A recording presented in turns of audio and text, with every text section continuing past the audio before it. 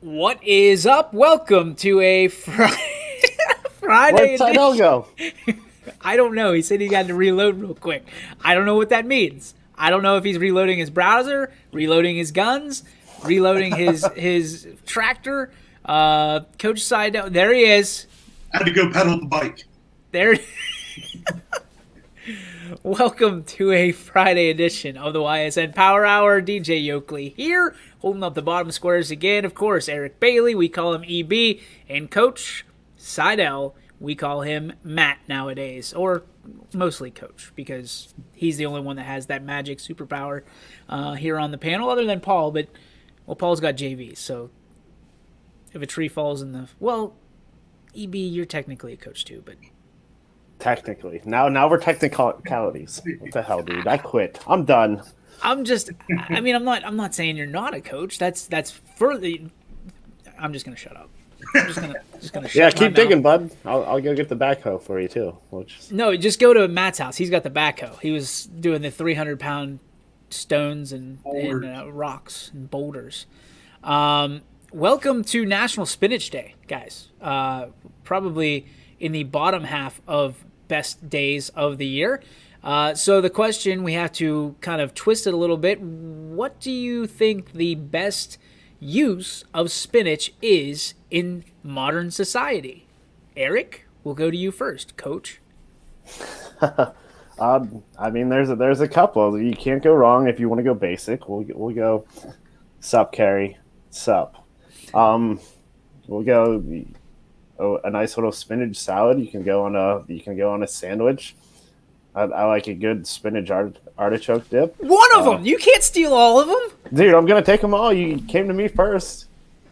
Seidel might have to go pedal the bike again. Who knows? The squirrel's getting tired. Yeah, seriously. You a trained squirrel? Me personally, I'll go with mine. I like spinach feta on like a panini. Okay. How about you, Matt? Yeah, usually like on my Subway sandwiches, I like a good turkey and bacon and spinach. Anything to kind of mask the taste of it, I guess.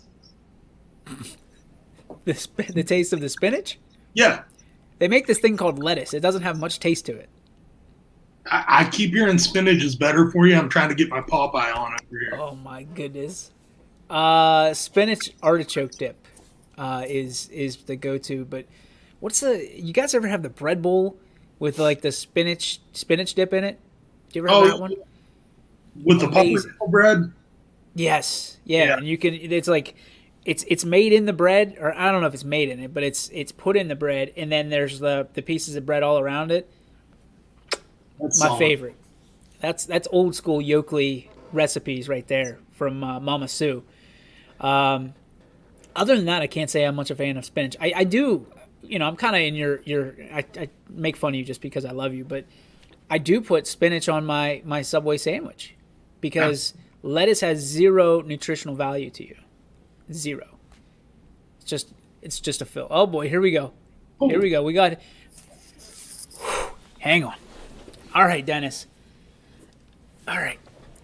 I got a question for discussion. As Shaka Smart is going to Marquette to take over for Wojo, why is Coach K coaching tree so bad? Johnny Dawkins got jobs but was never successful. Quinn Snyder showed promise. Great hair, got in trouble.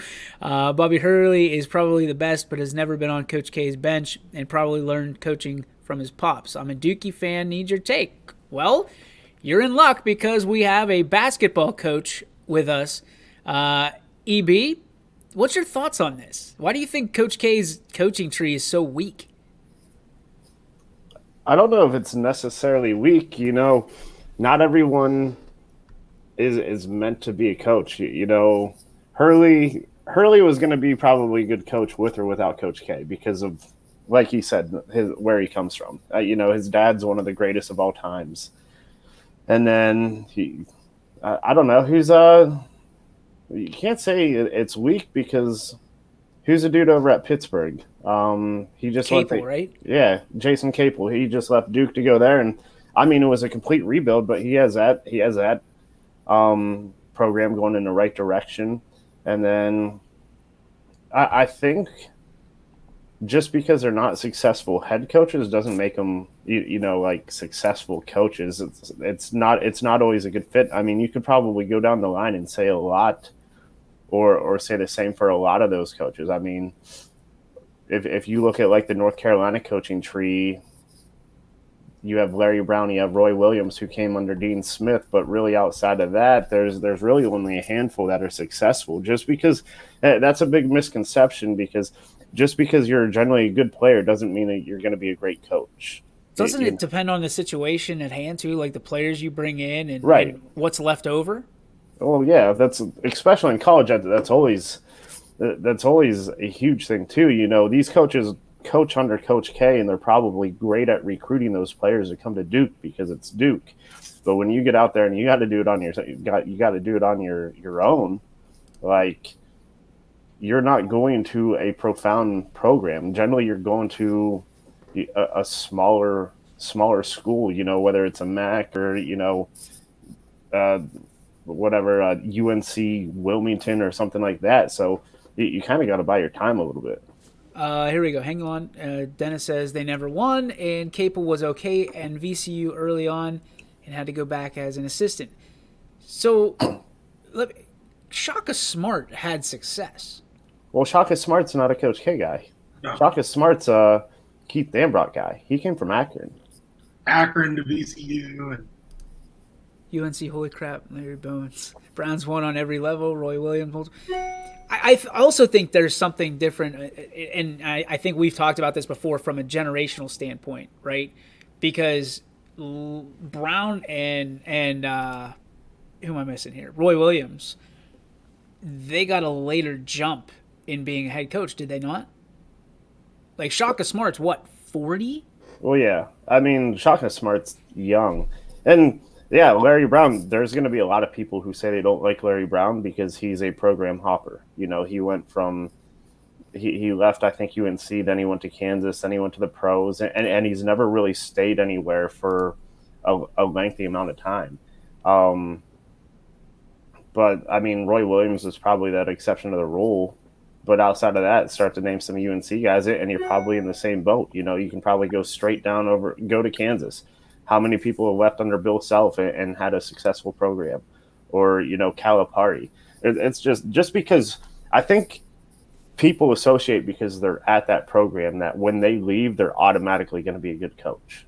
And that's not always the case, because when you're at a program like Duke, it's not just the coach, it's the culture. Well, not only that, but I think that professionally, like in professional sports, it is a little bit, I don't want to say easier, but less challenging to jump from being an assistant coach to a head coach, right? College is way different. The amount that you have as an assistant college coach from the recruiting standpoint, all of that, that's not necessarily the X's and O's. Like, you have to be so good at the X's and O's that you can do all the other things that's included in your job just to get paid a little bit so that you can, make ends meet. From a professional standpoint, you just need to know the X's and O's. Like the general manager and the head coach, basically, most of the time have the opportunity to create that roster. You just have to be able to fill the gaps. So my question would it be more difficult to make that jump from a college assistant coach to a college head coach, or a professional assistant coach to a professional head coach? I think it would be more difficult to go from an assistant coach in college to a head coach in college. Yes. Yeah, because, I agree with that. Like if you went from professionally, you're generally probably doing much of the same stuff. You're just the figurehead. Like, you're just, hey, you go here, you go here, you go here.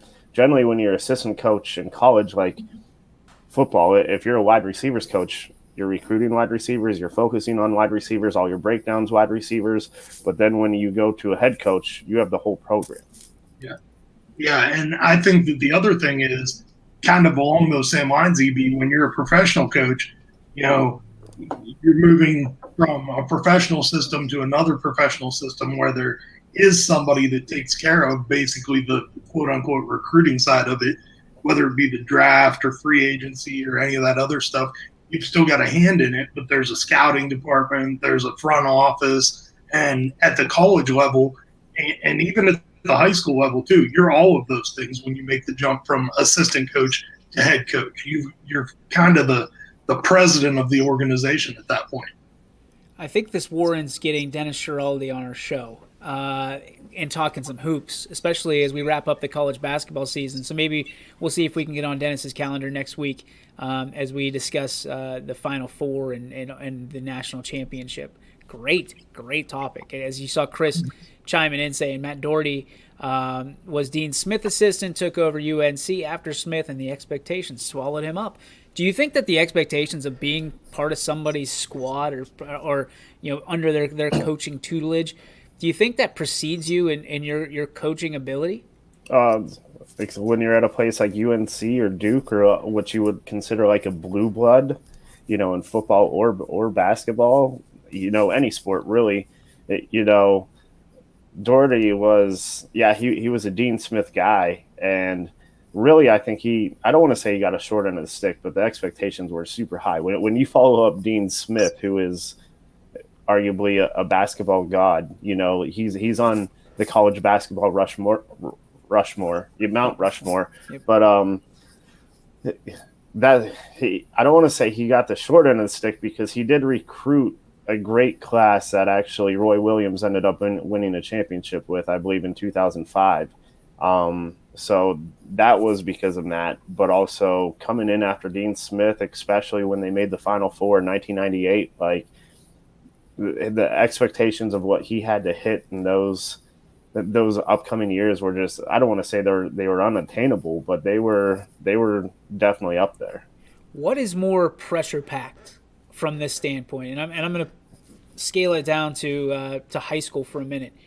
If you're a son or daughter of a really good ball player, whether it's basketball, football, baseball, name it, right?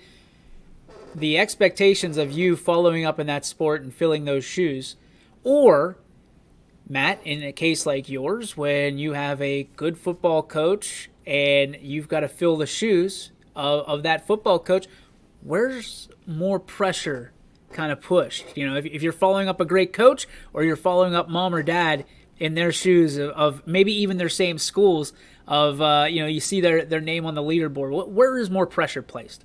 I think it's a different kind of pressure, but I think that they're probably, right about equal. But if you're following up a guy that's a legend, I think of like when Brian Clark took over for Rick Brook. Rick Brook's on the Mount Rushmore for the state of Ohio. He's one of those all-time greats. And to have to fill shoes like that, 30-some seasons without a losing record, the expectations become very, very high. But I could see how it would be really pressure-packed on a kid, too, to, kind of follow in the footsteps of mom or dad. EB? I think expectations of following up a coach would be tougher, especially if you've had, just look at, we're going to take East Palestine. You guys had some really good years in 2001, and everyone was like, well, when's this coach going to come back? You need to follow up. You need to match what he did. He did this. So-and-so did this. And I feel, especially small school sports, you see that a lot more. So I feel like the pressure's there. Me personally, not having a kid, but coaching a lot of kids, yeah, their parents were great athletes. And I think people kind of mark them as the potential to be a great athlete, but that's that kid. That's not, the parents. That's outside expectations. Expectations of being a coach and coming in and running a whole program, especially after having a successful, coach in front of you. I think that's got to be a little bit more of a pressure cooker situation than being a kid, because a kid is just, they're going to be who they're supposed to be. And I think a lot of parents would sit there and say, well, that's them. They're not me. All right, let's transform this a little bit. So there's some expectations. We're talking about legacy and coaching trees, and obviously from a parental standpoint, your kids.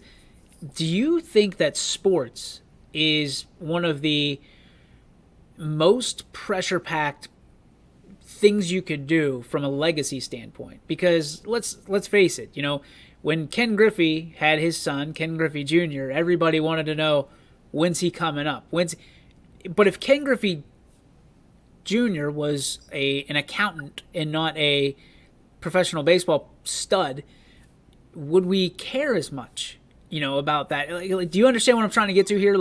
If do we put more pressure on great athletes to produce great athletes because they were great? Because it's not like we're waiting on the next great, DJ Yoakley to pop up in YSN. You know what I mean? I think that it's got a lot to do with coverage. And if you look at, like sports has a ton of coverage on it, whether it's, local coverage, whether it's us here at YSN, whether it's national coverage when you get to, college and some of the big time sports and things like that. The media eye is just there. If there was a media eye on, the accounting world, then probably we would be looking for, hey, who's the next great CPA to come out of, Notre Dame or wherever it might be. But it's got a lot to do with just how much attention's paid. And I was kind of thinking about this as we were talking, and I think that it's almost more pressure packed to be the sibling of a great athlete. From a parent to kid perspective, you're talking about two people coming together to create a kid, whereas with a sibling, it's like, well, you've got that same DNA, that exact same makeup. Are you going to be as good as your brother was or your sister was? That is a great point. And Dennis saying sports and business, because you hear a lot of times people say, yeah, took over the business and screwed it up, or she doesn't run it the same. And I think that second generation is always a little bit tougher. I think there's always a little bit more hope in that second generation that they can do more. They can push the envelope or they can raise the bar. EB, your thoughts? I mean, you've got 16,000 Davidsons over where you're from. Are you able to see the bar being pushed up? I think that's Coach hit the nail on the head, or the head on the nail, whichever one it is. We'll go with whichever one it is because I probably screwed. Yeah, but I think it's tougher to be the sibling, because you sit there and you look at well, your dad was good. That doesn't necessarily mean you, because there's two parts. There's the mom and the dad, and the mom might not be the athlete, but when you think of the siblings, especially we'll take Salem because there's 19 million Davidsons. You always hear well, your sister was really good, so the expectation for you to be is really good. And the great thing about them, I should say, is they all do something differently, and they're very good at it. How Abby Davidson is completely different than how Annie Davidson is. Granted, yeah, they both started, but they're completely different players. And, both of them are completely needed, or were needed, I should say, for our team. So I think the pressure of being siblings is probably tougher than it is, having a good dad or mom or something like that. Yeah, you hear about Del Curry and Steph Curry and the Griffeys, but then here's the greatest basketball player of all time, Michael Jordan. His sons didn't do anything. Right. But now you have the expectation. You have LeBron. Now you're looking at Bronny, and everyone's, it's different now because of the media, but everyone's blowing him up like he's supposed to be the next best thing. So he just wants to be the next part owner of the Red Sox. I think he's going to get that by default anyways. Yeah, maybe he'll be the next Indians owner. Well, I hope he knows how to spend money, and he'll be okay. I hope he knows how to pick a starter at first base that hits better than 140. You want to discuss that? Because you're pretty sour about that right now. Yeah, it bothered me. Go ahead. You have the floor. I'm looking up Jeffrey Jordan and what he's doing nowadays. I just think that, some of the moves that the Indians are making right now just don't make a lot of sense to me. And I understand that the financials of the situation weren't going to allow you to be able to resign Francisco Lindor. And to me, that's more of a Major League Baseball issue than it is a Cleveland Indians issue. But when you're looking at guys' service time to determine who's going to make the opening day roster at first base or in center field, I'm looking at the center field situation right now, and I'm thinking that this might look like beer league softball at some point this season, where every single fly ball is just going to be an adventure every time the ball goes in the air. We may lead the entire major leagues in triples allowed this year with the outfield that we're going to put out there. I'm feeling better and better about my 84 games for the Cleveland Indians or below. Like, worse and worse about the over on that. Listen, as a Pirates fan, I see the direction the Indians are headed right now. I really do. This was the fallout from the Pirates, and you've got splintered lineups. Now you're worried about, guys coming in, that how many options they have or don't have. This is a bad look for Cleveland. It's not one that they're used to necessarily in baseball, because, again, money's always kind of covered it, right? You've always been able to put money down on the table and say, hey, fix our problem. Even though they say you don't spend. You want to talk about not spending. I read an article today, $1.26 billion. That's what the Pirates are worth right now. That is 27th out of 30 teams. And I don't know the other 3 teams. I don't. And I don't care to know them, because the Pirates should not be 27th. Should not be. Are there minor league teams that are spending more than the Pirates right now? Probably. And I say that with a soft spot in my heart for the Pirates, because, growing up in the mid-'90s when the Indians teams were so good and tickets were so hard to come by, my family spent a lot of time over at Three Rivers Stadium back in the day because the tickets were easier to get. Who was the last small market team to win the World Series? Was it the Royals? Probably would have been the Royals, I think. So I think the Pirates have a good shot at being the next team. Now, how many years that we're away from that, I don't know. It could be 4. It could be 40.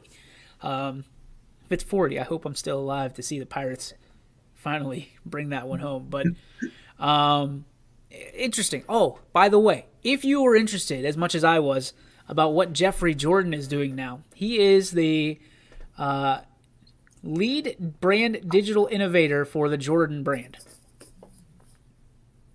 Okay. Worked out pretty well for him. Yeah, I think he's all right. Oh, here we go. Sigler's talking about the Pirates now. The Pirates' problems are a direct result of their drafting and developing. I'd agree with that. And the Indians have kind of gotten by on being able to develop pitching for a lot of years right now. And, just kind of lucking into Francisco Lindor and, Jose Ramirez. There's some scouting and stuff that's involved there, but it's also a result of, having those draft picks available to go get those. But when you look around, the small market teams that compete year in and year out are the ones that develop their own talent really well and are successful when they trade some of those big names and getting a return on the investment. Oh, you mean like when you trade good players, you're supposed to get future prospects back? Right. That's how that works. Okay. Coaching, yeah. See, Chris and I disagree a lot on the Pirates, and I'm going to put his quote back up here. Pirates' problems are a direct result of their drafting and developing. Drafting, yes, to a degree, because the Pirates' problem started when they started this whole trash heap and dumpster diving that they did for pitching and for filling spots for starting players. Because let's just face it, AJ Burnett was, the back end of his career, he had one good season left in him. We maxed out on AJ Burnett, but we also don't give the ball to the guys that are leaders. We had a chance to give Garrett Cole the ball in a big situation, and we chose AJ Burnett, or we choose I can't even remember his name, the lefty in the wild card game. He stinks. Like, he was a trash heap. And he's starting our wild card game. And if it wasn't for how good our offense was and beating Johnny Cueto, he would have lost that game. Coach Beadle, yes, sir. It's got to be Bailey. Yep. Yeah. Thanks, Davidson. Davidson, number 8. 7. About to number them. Neil Huntington was the problem. Neil Huntington was not the problem. Neil Huntington did the best. He made the most trades to get these guys. He didn't have a budget to deal with. Like, if you go to Chuck E. Cheese and your parents give you $1 and everybody else has $100, you're going to hold on to that dollar as long as you can until, ultimately until it's more valuable, right? You let everybody else spend their money and see how your dollar can pay off. That's what the Pirates are doing, and that's the way the Indians are trending is, well, we're going to do this as financially fiscal what's the frugal as we can. I was combining words there. I felt like Betos for a minute. But it like, what's that? Could you spell it? Frugal? I'd like to hear Frisco, please. Yeah, me too. Frisco is a word, isn't it? No. Fiscal? Not that I know of, but Fiscal is. Fiscal is a word. Fiscally. Yeah, fiscal. What does fiscal mean? Of relating to taxation. No, that's fiscal. Never mind. Oh, because she corrected it for me. Thanks, Google. Appreciate that. It auto-corrected it for you. There is a Frisco. Frisco melt. But I just don't think the Indians are on a good trajectory. I've seen this story play out. Now, they've got a couple more dollars to deal with, but how you treat your players goes a long way. And I think if you're an Indians fan or Cleveland fan, you look at that and you go, we're not doing right by our guys right now. We're not. And quite honestly, Tito is got to be frustrated. Yeah, very frustrated. The first base thing. So we're talking about Jake Bauers and we're talking about Bobby Bradley. And Bobby Bradley has had a tremendous spring at the plate and has just looked great. And Jake Bauers, I mean, does he have like naked pictures of somebody's wife or girlfriend or something? Because the guy's hitting 140 in the spring. You can't hit 140 in the spring and be a starting first baseman in the major leagues. Can if you're on the Pirates. And apparently the Indians now. I think, I mean, yeah, it's about it's about capturing those years, of eligibility, and you don't want to get into that game. Like, you think the Yankees worry about that? Worry about paying their guys? No, they get studs all the time, and if it's not theirs, they're gonna go pay somebody to bring them in. The Mets are in there now. The Red Sox have been there. White Sox are like. Seemingly every team that's not around our area can go spend money on whoever they want. Yep. And the Pirates, here's where I disagree with Chris from that earlier statement.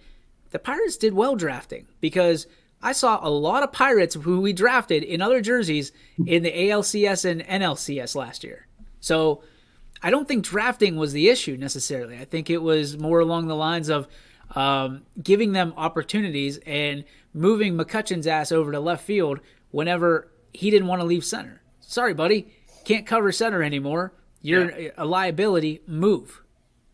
Where I will give the Indians credit is, they've done smart things in the past with structuring contracts and things so that, they've got players under control for a long time. I think about like Kluber was under, team control at a really reasonable salary for a really long time. But eventually those guys want to get paid. And, no matter how well you develop your talent, no matter how good your farm system is, you got to be able to at least keep a couple of those guys at some point. It's sad. It sucks. I really wish there was a salary cap in baseball. I'm all for people making as much money as is humanly possible, but these contracts have gotten out of control. I mean, go back to A-Rod's contract, $252 million for 10 years? Something like that. And, in the NFL even, and that has a salary cap. You got a $500 million player in Patrick Mahomes. Like, at some point, the amount of money we're paying them is not worth what they're putting on the field. And it's probably structured in such a way that is confusing, to the Joe, Dick, and Harrys like us. And I'm Joe, by the way. You guys can fight over Dick and Harry. Harry. It's okay. I've been a dick for a long time. Well played. But at the crux of it, I just don't. The Clevelands, the Pittsburghs, the Tampa Bays, Kansas City's baseball team, I guess. I don't know where their football team gets all that money, but their baseball team, I don't think if you add it up for the next 10 years, they'd have a $500 million salary. They all cry poor because their attendance is low and stuff. But I'm sorry, I'm yet to see a major league franchise that loses money on a yearly basis. It just doesn't happen. I mean, with all the licensing rights and everything else, stadium attendance doesn't play that big of a factor in what you're monetarily worth as a franchise. And I've still never seen a franchise in any sport drop in value from one owner to another. They always go up. So quit crying poor, Doolins, and open up those pockets and pay for a couple of players. And that's the problem. Like when Podesta's huge on this. He's huge on, the Indians will get better whenever, we start going to the ballpark again. It just won't it doesn't happen like that. The Pirates front office promised that for years. We had sellouts at PNC Park because it's the only thing we had. And then finally we got a good team and they still didn't spend money. We got like Justin Morneau or no, who was it? The catcher who couldn't catch anymore. I mean, he stunk. Like, and then we got Marlon Byrd. Like, that's their vision of spending money, not guys like Mike Trout or guys like Mookie Betts or guys, we're not going to go get an A-lister. We're going to go get like a D-lister who was in like the Netflix rom-com of we know what you did last summer. Like, that's the stuff that the Pirates get. You're picking up the Kathy Griffith of baseball. Yes. And hoping that it's Jennifer Aniston.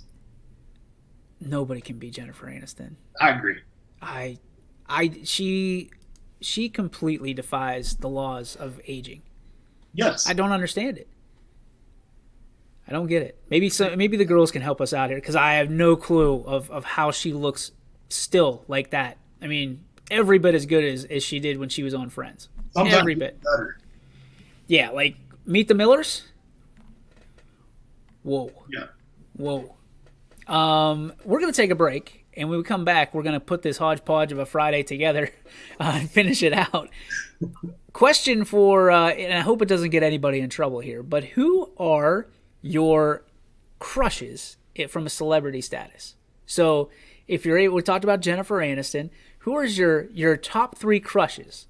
Number 1, number 2, number 3. Want to hear from the ladies too. Carrie Munson. And don't put Paul on there. He's not a celebrity yet, okay? You don't get to do that.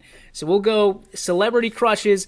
I know it's a little bit outside the sports world, but hey, you can bring in a sports person as well. So right for our EB. And you guys are going to be off the hook because you're not taken. No, you're good. You got the single guys on the show today. I'm going to get crushed. You're going to be in trouble. I'm in big trouble. So find out how much trouble I am in when we come back right here on the Ysn Power Hour, brought to you by these great sponsors. Right, where's it at? There it is. Baird Brothers remains your source for fine hardwood products. For the time being, we're open for customer pickup only on weekdays 9 a.m. to 4 p.m. and Saturday from 9 a.m. till noon. Place your order online at BairdBrothers.com. Baird Brothers, for the place you love. Quality, customer service, and integrity. Those are the 4 words that have driven our success since 1957 at Joe Dickey Electric. Joe Dickey Electric is one Mahoning Valley landmark business that stays current with the requirements of our customers. Family owned and managed, we are an electrical contractor and energy solutions provider.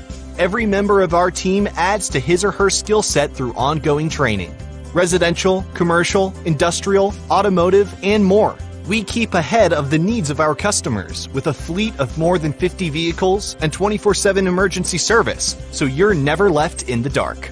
The 4M Company, being an architect and construction manager for over 40 years, has had the opportunity to use many different electrical businesses for our projects. The depth, quality, and knowledge and attention to detail displayed by Dickey Electric makes them stand out above all the rest. For state-of-the-art expertise and a timeless commitment to our customers, contact Joe Dickey Electric. We are everything electrical.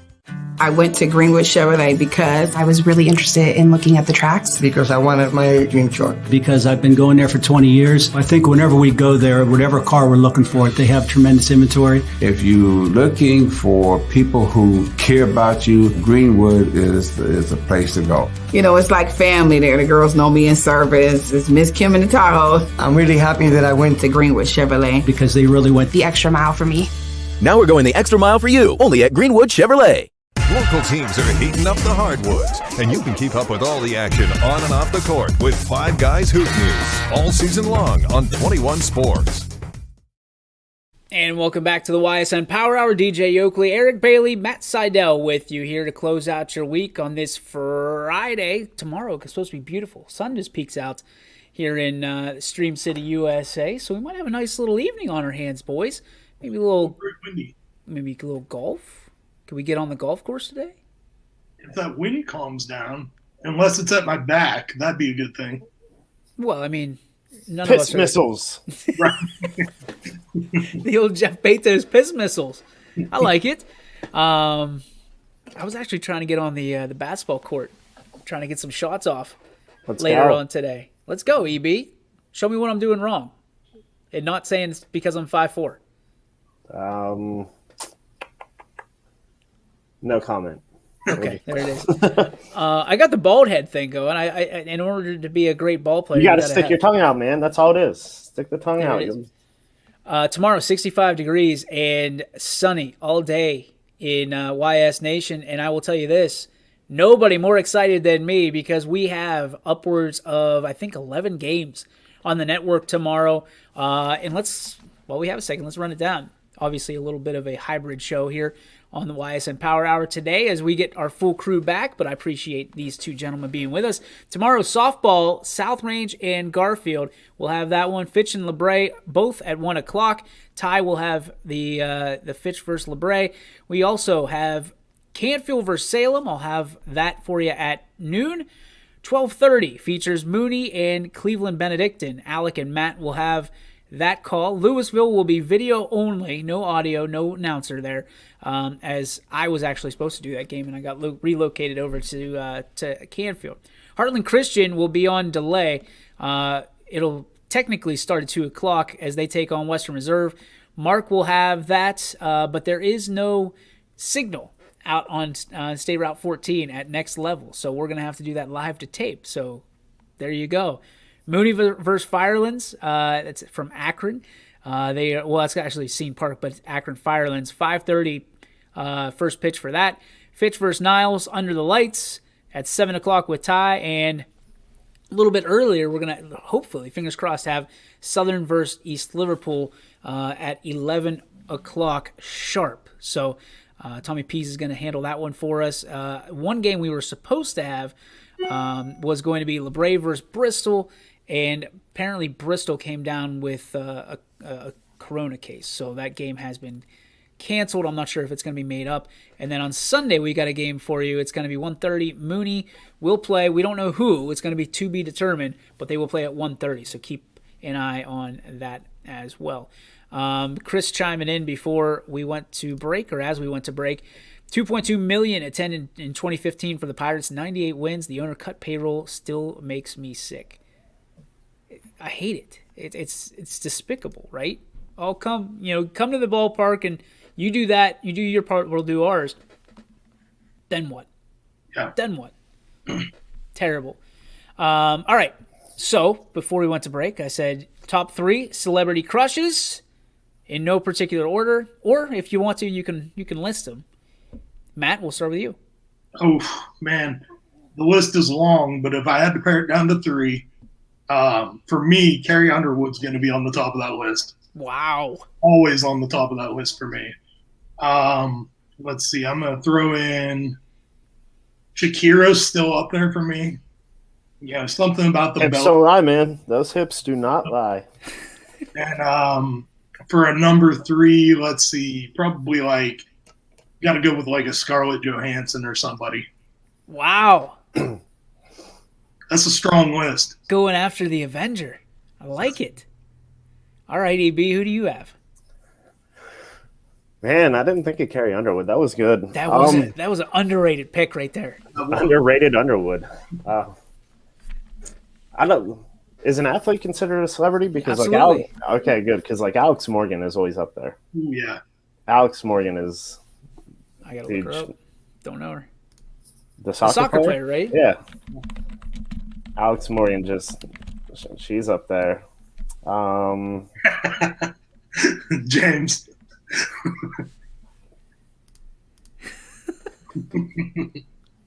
Hey, I'm allowed to have a list. Are you looking up Alex Morgan? Hey, I'm not a fan. All right, well, You can have her I'll take her. because I'm married. I think another one, Jennifer Lawrence. Katniss Everdeen? Yeah. Damn it. Look, man, let's go, Katniss. Let's go.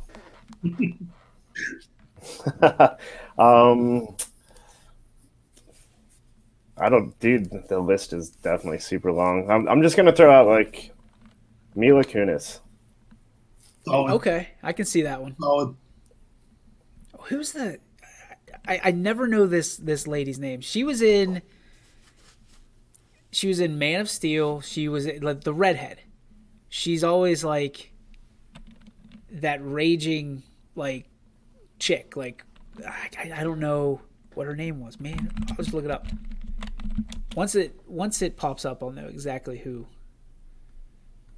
Is it Man of Steel cast? We'll probably Amy Adams. Amy Adams. Yeah. I'm a big Amy Adams fan. This is no particular order. Jessica Simpson since day one. Down since day one. But Anna Kendrick has come on strong. Because, and it's not her looks. The personality. It's the personality that I'm like, whoa. Like, she is in charge. Like, even in Trolls, she's not, like, I'm not attracted to the troll, but I'm just like, whoa, chick is in charge. I like it. Are you sure you're not attracted to the troll? I'm not attracted to the troll. It may be a long weekend for you. No, it's not. It is happy birthday weekend to the girls, so I am needed. I don't even know how we got there. How did we get to Girl Crush? I don't know, but can I throw in Emmy Rossum too? Like, if you're a fan of Shameless, she would have been Fiona. Yeah, I think she was in another movie too, but I don't know. Emmy Rossum? I got one more to throw in there too. Emmy Rossum. See, you started the three. lists are starting to go. Yes. Yeah. It's kind of a personality thing with Aubrey Plaza. Oh yeah, from Parks and Rec. Yeah. Yep, I can see that. I love the kind of awkwardness, like in any of the interviews and stuff. Like, that's something about it's just, she's on my list. So I'm a big Office guy, right? Office and now Parks and Rec, and I like Pam Beesly. Like, there was something about her, and then I just decided Jenna Fishel was the actual actress, and I was like, now I don't like her at all, because the last season of The Office screwed everything up. Screwed it all up, because when Jim and Pam started to have those issues, I was mentally disgusted. I was done, because they're America's sweethearts. They shouldn't be having issues. No, it's like Corey and Topanga, man. It's like the grown-up version of Corey and Topanga from Boy Meets World. Come on, Topanga? Tell me she wasn't your girl growing up. Topanga, dude, Topanga and Kelly Kapowski all day. See, now this is what I'm talking about. Now we have people going in. Now we got J-Lo, Aubrey Plaza, and Charlize Theron. Wow. That's a solid list. That is a good list, Mardell. J-Lo, though, for 50, she is still looking good. Yeah, we'll get. But, like, look at the three of them. They're like different sides of the spectrum on all three. That is a triangle right there. Wow. Respect to that list. I want to see Jimmy Bartell's top three. Chris Sigler, he doesn't have the bones to do it. No way. I want to see what Carrie's list looks like. Blake Shelton's on there probably somewhere, I'm going to guess. And we all know that Jamie Thompson's on there. Oh, yeah, he's number one.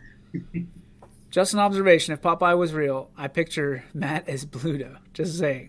Don't change the subject. We want your list, James. Yeah. Right, yeah. That's messed up. Yeah. He knows to stay away from it. Stop picking me out as goofy sidekicks and give us your... I just Googled Bluto. I've gotten Q from what's the comedy show with Facts. Baloney. Stop. No, dude. Sacrilege. I actually might side with Mardell on this. Ooh. Courtney No. Cox was a smoke show, dude. Nope. Yes. Yes. Yeah, it is. We're laying it down. No. Nope. Not a chance.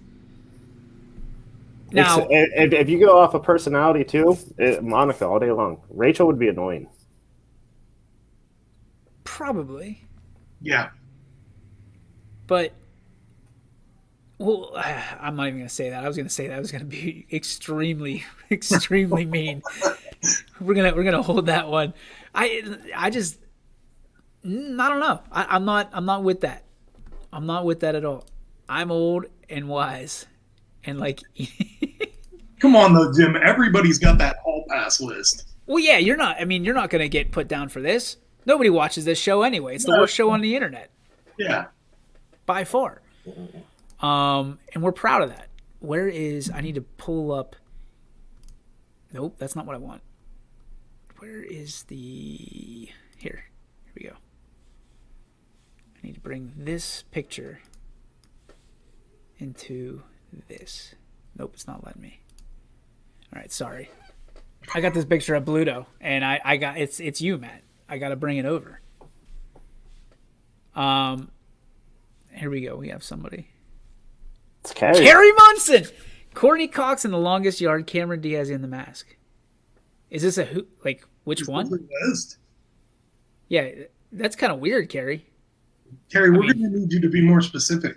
To each their own, but... Yeah. I think she's making us pick. Cameron Diaz is a solid pick, too. First off, I've only seen The Mask like 1.5 times in my life because I thought it was stupid.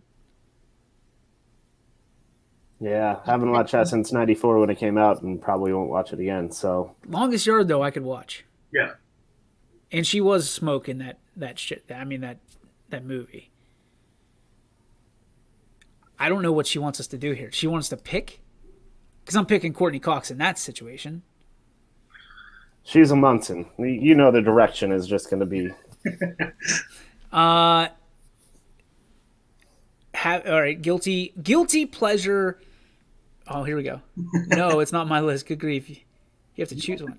Courtney Cox. I'll be the contrarian and say Cameron Diaz. I'm going Courtney Cox. Okay.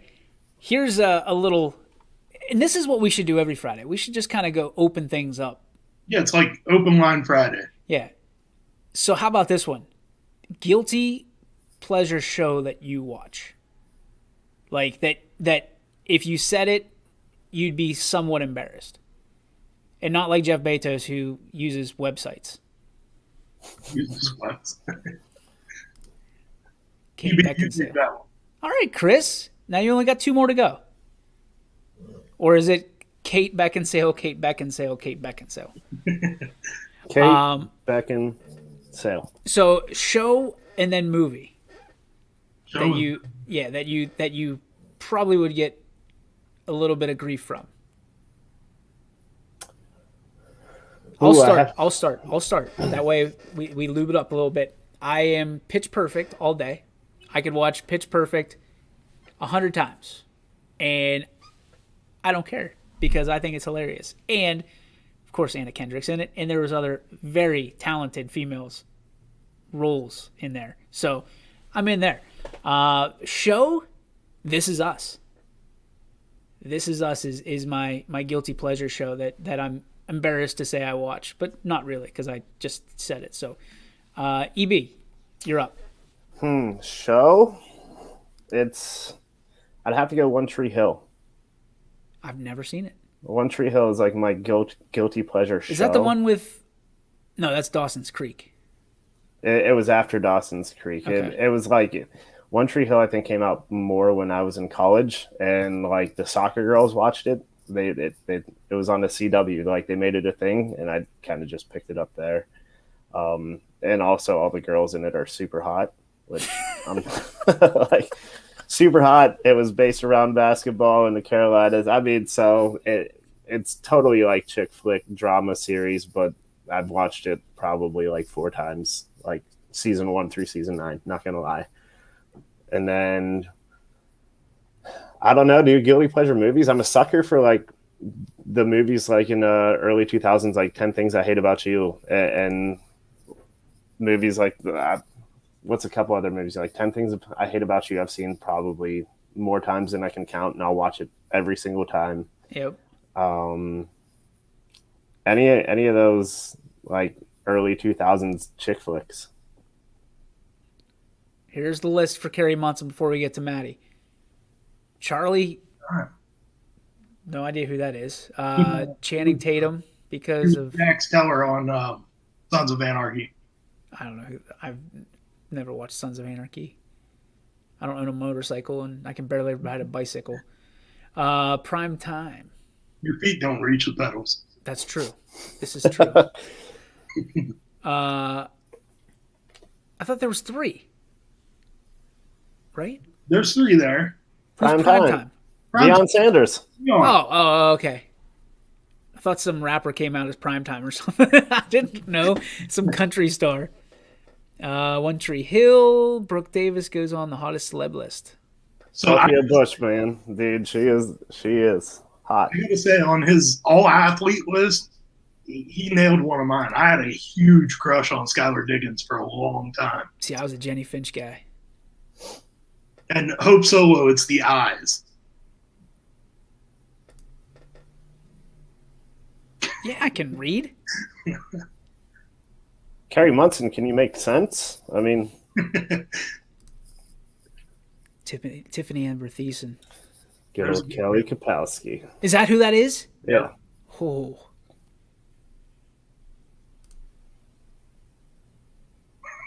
Wow.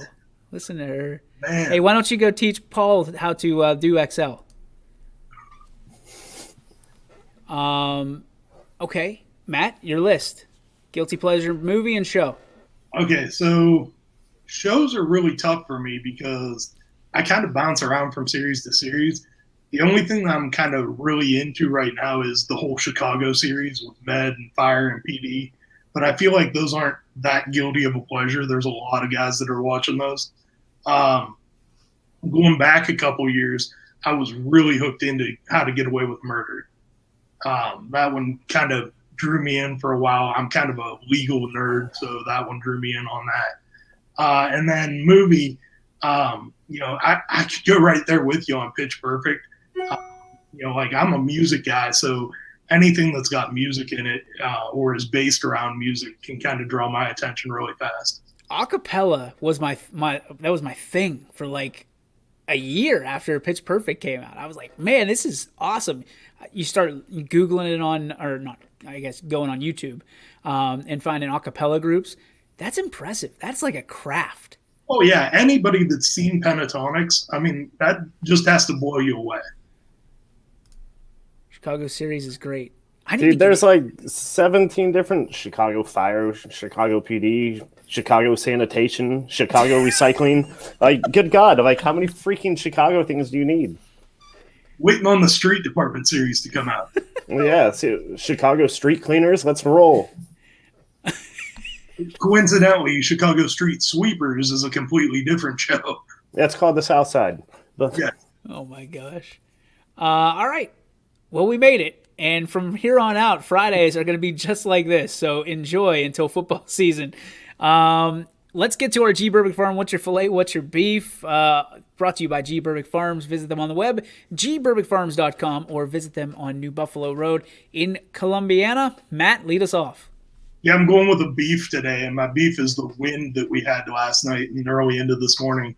I found a large chunk and section of my downspout about 9 houses down the road. So after the show's over here, I got to go back outside and try and put my downspout back on my house. How about the commitment? He says after the show. Show first, downspout second. EV, what do you got? Dude, I really don't have much. I guess it's a beef. The spring weather change and the sinuses are just absolutely murdering me this week. You know, gorgeous weather, love it, but when it drops, and now I just feel like I'm completely hungover all day because sinus pressure, headache, everything. Which I'm not gonna lie, I might be a little hungover too. But Tipsy Cow is a great place. Never thought I'd say that, but it's pretty cool. We went out with a couple of friends. We swung by there last night, and Where's it's that? actually it's in Latonia. So, Yeah. like, you know where the little baseball field is, Yeah. like by the Dairy Queen. It's like the road over. It's, little hidden gem. It is, man. It's super nice in there. But I mean, I don't venture out too much. Figured stop out for a little bit before get bogged down this weekend. But yeah, sinus pressure, terrible. Jim Chicago says- sinus. Need to go to Chicago MD. Jim says someday I'll have to tell you my Chicago story. We're here every day from 3 to 4. You're more than welcome to type up your Chicago story. Mine is going to be a filet. I am excited. It's a year in the making. The girls turn 4 tomorrow. Is their official birthday. We're doing a little celebration here at HQ on Sunday with some family and friends. But I'm so proud of who they're growing up to be. It's an honor every day that we get to be with them, and I'm so excited to celebrate their birthday. They are excited. It's a whole birthday weekend because they go to school from Monday to Thursday. They get Fridays off, so we're starting the whole celebration tonight, and you know, some great stuff that's gonna happen this weekend. They get to blow out their birthday cake for the first time in front of anybody other than my wife and I, as they celebrated 3 with us last year. Obviously, that's numerical order, but we're just excited. It's always cool, you know, those first few birthdays and the birthday parties that come with it. I think we all kind of treasure and we all remember. So I'm excited for them. So happy birthday, girls. We love you. All of us here at YSN love you. And we're so proud of you and can't wait to see what awaits for you. So Gotta go find one of those like 1 pound chocolate things. Of course you would. How much candy can we feed them this weekend, EB? I was going to say, you two are horrible when it comes to that. Uncle EB. It wasn't me last time, dude. It's Seidel. It Here, was. have another Reese's. Have another Reese's. Have another Reese's. Well, when they hand it to you and ask you to open it, you can't say no. They were handing it to you for you. Oh, I thought they were handing. I don't like Reese's, so I was handing it right back What up. kind of man are you? Who does not like Reese's? Yeah, that is. I mean, I was so full on buffalo chicken dip. Right. And we still didn't put a dent in that. No, there's still some left, and homie's going home to polish that off right now. So, question before we go: does basketball start tonight or tomorrow? I think it's tomorrow. Tomorrow, yeah. Tomorrow, Okay. Sunday, Monday, Tuesday. Oh, okay. All right. Very cool. Well, we will have something to talk about, at least on Monday, along with a lot of great softball and baseball and some opening weekend results here in the Valley. So until that time, have a great weekend. From all of us at YSN, thanks for tuning into the Power Hour. Thanks to our sponsors, and thanks to these awesome panelists, Matt Seidel, Eric Bailey. So long, everybody.